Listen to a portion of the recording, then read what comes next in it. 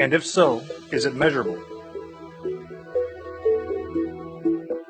On April 10, 1901, an unusual experiment was conducted in Dorchester, Massachusetts. Dr. Duncan McDougall was going to prove that the human soul had mass and was therefore measurable.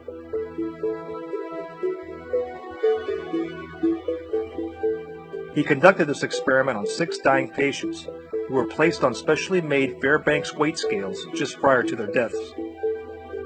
The patients were selected based upon their imminent death. 2 patients were suffering from tuberculosis. A total of 5 men and 1 woman were selected for this experiment. Dr. McDougall's intention was to weigh each body, before and after death, to determine if there were any differences noted on the precision scale. In the company of 4 other doctors, Dr. McDougall carefully measured the weight of his first patient prior to his death. Once the patient died, an interesting event occurred. McDougall explains. Suddenly, coincident with death, the beam end dropped with an audible stroke, hitting against the lower limiting bar and remaining there with no rebound.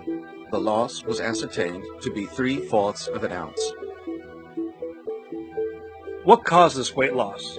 Everything was taken into account, from the air in the lungs to bodily fluids. It still could not be explained. The experiment continued on the next patient with the same results. Dr. McDougall felt he was on to something extraordinary. According to Dr. McDougall, the instant life ceased, the opposite scale pan fell with a suddenness that was astonishing, as if something had been suddenly lifted from the body. Immediately, all the usual deductions were made for physical loss of weight, and it was discovered that there was still a full ounce of weight unaccounted for. Following the experiment and consulting with the other attending physicians, it was determined that the average weight loss of each person was 3/4 of an ounce. Dr. McDougall concluded that the human soul weighed 21 grams. All 5 doctors took their own measurements and compared their results. Not all the patients lost the same weight, but they did lose something that could not be accounted for. And then something interesting occurred on the 3rd patient. He maintained his same weight immediately upon death. It was only after a minute had passed that he finally lost an ounce of weight. Dr. McDougall explained this discrepancy as follows. I believe that in this case, that of a phlegmatic man, slow of thought and action, that the soul remained suspended in the body after death, during the minute that elapsed before its freedom. There is no other way of accounting for it, and it is what might be expected to happen in a man of the subject's temperament. Dr. McDougall conducted the same experiment on 15 dogs. The experiment showed no change in weight following their death. McDougall concluded that this may signify only humans have souls.